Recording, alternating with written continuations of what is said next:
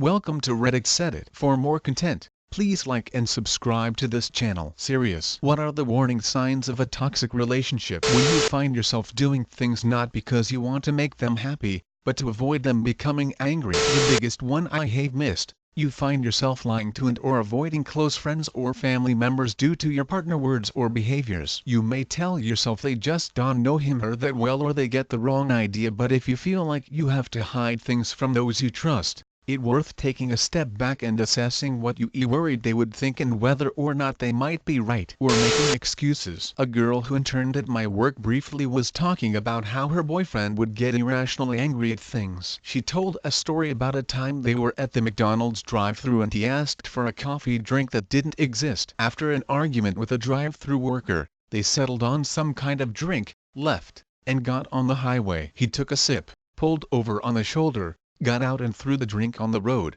screaming that the drink wasn't the one he made up. She was telling this story, saying that's just how he is, as though that type of behavior is okay if you're just like that. Now I don't know if there was any physical abuse, or if he actually got that angry with her, but who the hell wants to be around that anyway? And then when someone else happens to see it, your best explanation is he's just like that. Once went through training for a job. I was the only male in a class of 10. We all got put into the same new hire group under the same manager after training finished, and the manager worked really hard to make everyone feel like part of a cohesive group and happy in this company. This meant lots of group activities and pictures and things. There was one girl who all during training, as soon as we broke for lunch, was immediately on the phone with her boyfriend to tell him what she was doing. We heard her answer him more than once saying that no, of course there were no men in the training group with her. Once we were actually working, anytime we took a group picture, she would Photoshop it to edit me out, because if her boyfriend found out she was working with a man, he would have been angry and definitely,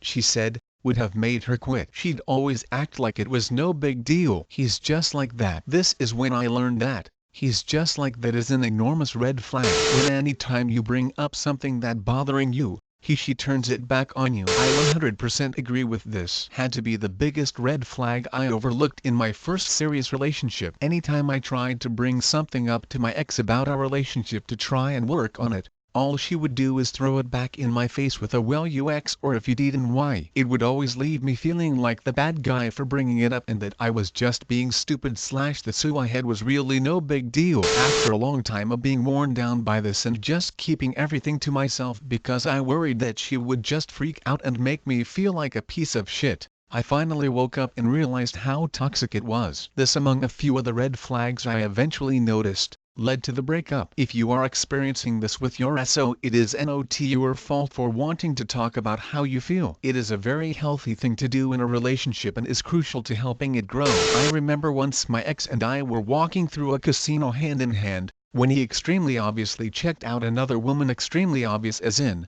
literally turning his head to watch her walk by us. If a man had looked at me like that, I would have been creeped out. We were on a trip together to celebrate our first anniversary. At the time, I was young and inexperienced, and not really able to stand up for myself well, but I made a face at him and said something like, "What, are you tired of me?" In response he blew up at me, saying that the fact I'd said that meant that was how I felt about him. He made a huge deal about it, sulking and acting as though I'd been unbelievably hurtful to him. He completely turned it around, to the point where I was apologizing to him. Looking back, ridiculous, disgusting. He did that all the time and it took me so long to work it out. If you're afraid to tell your partner anything, then you're definitely not in a healthy relationship. Not being able to share things with them for fear of getting in trouble or being judged, that's a slippery slope. IMO. Edit. Apparently it needs to be spelled out that this does and apply if you afraid to tell them about a horrible thing you did,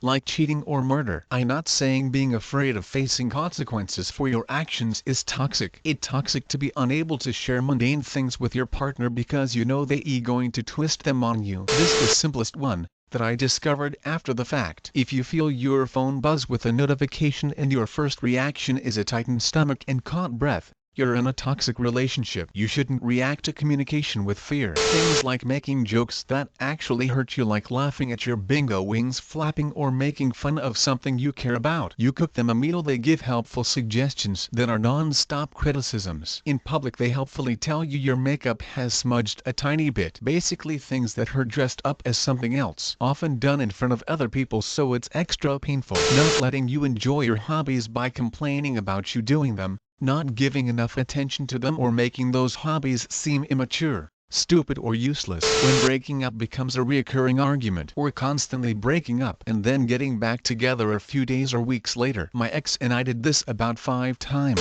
When your problems are no longer important to your partner, you need to start making choices to move on. Refuses to talk about potential issues in the relationship, or even denies that they exist in the first place. I had a relationship like this. He was extremely willing to talk at length about anything that he was unhappy about, but if I had a problem or if I felt hurt or wronged by anything, he would just shut down and refuse to talk about it. Eventually I told him that it wasn't right for him to dictate the terms of our discussions about our relationship by refusing to talk about things unless it was on his terms. Then he said something about how he only did that because he would be able to talk about it without things escalating, also a pretty bad sign. Then on occasions when I could get him to actually engage with a problem I was having, he'd do that flip around thing. I just suck. I tried to change but it doesn't work. I useless.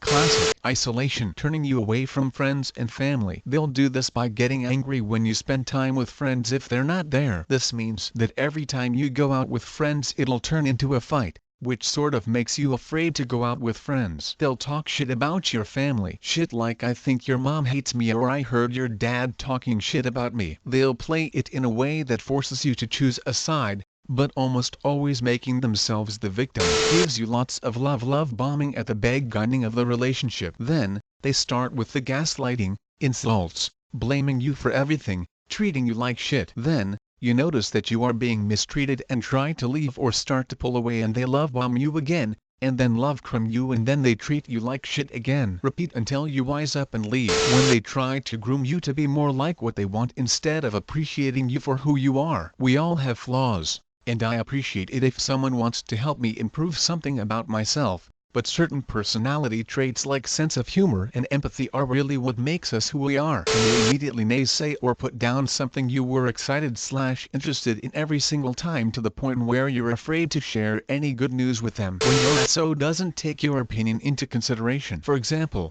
one of my friend's parents argue all the time because the husband thinks he's right about everything and he doesn't change his opinion based on what the mom suggests. If you don't have a voice in your relationship, then it isn't a relationship, it's control. When you find yourself defending your partner to your friends and family all the time, you start saying things like they aren't normally like that, or they are just tired, they don't mean it. When you start justifying their violence and aggression in your own head and thinking you can change them or that it's your fault. When you start working masses of overtime to avoid going home and then go to a pub to get so drunk you are happy for a short time and make the excuse that you and your team went for a social drink. When their best friends start to come and check if you are okay or ask you out for drinks and constantly ask how things are going and if you are happy. A lot of the answers below are coming from more of the victim side of a toxic relationship. But I've found also if your SO will do anything to please you and won't fight back or stand up for themselves even about things that are normal and healthy to have disagreements over. Toxic relationships are not always on the side closer to abuse. If there was a scale, having a SO that hero worships you is super unhealthy as well. If you do not feel equal as humans in a relationship, you probably aren't on the same level. When they make promises and it's your fault they broke them. RL example, BF invites friend over, while promising the friend will not spend the night. Both of them get roaring drunk way past my bedtime and of course spends the night. It's my fault BF broke his promise, because if it was that important to me, I would have driven friend home. I say it's not a promise if the promisee needs to make it happen. I promise I'll buy you X if you give me the money for it.